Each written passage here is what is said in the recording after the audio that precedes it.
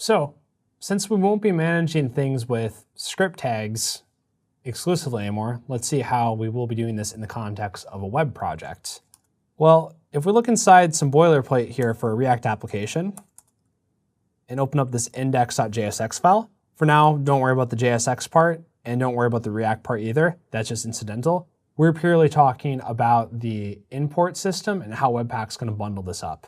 So all of these imports up here, these can be converted to equivalent common JS versions. For example, import React from React would look something like var React equals require React, and import render from React DOM would look like var render equals require React DOM dot render. We can even get rid of some of this React code. What's important to specify though is our Webpack bundle is going to look at one location that is the root of our application.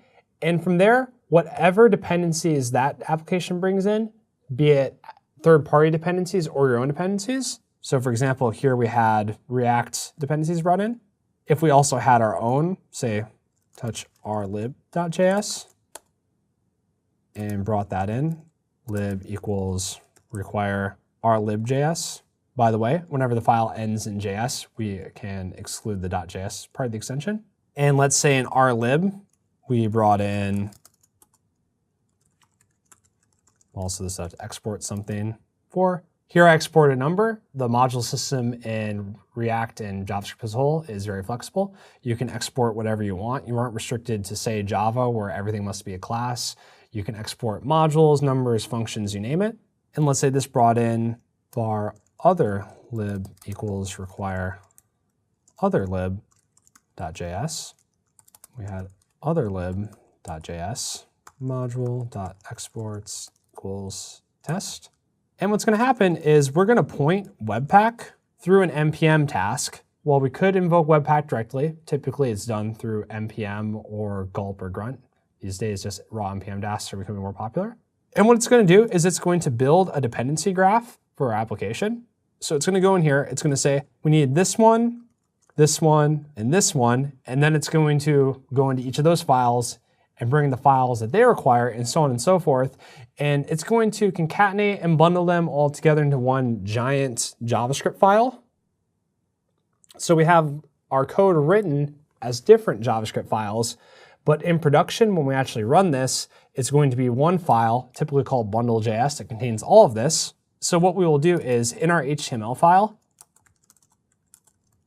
instead of going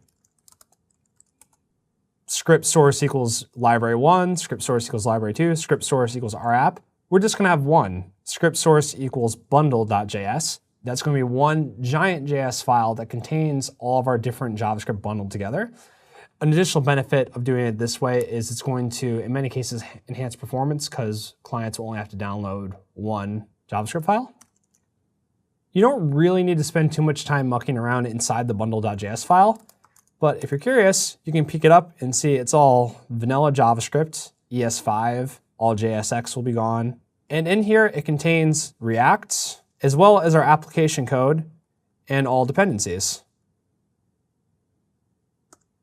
And with this is going to free us up from having to worry about getting our script tags in the proper order.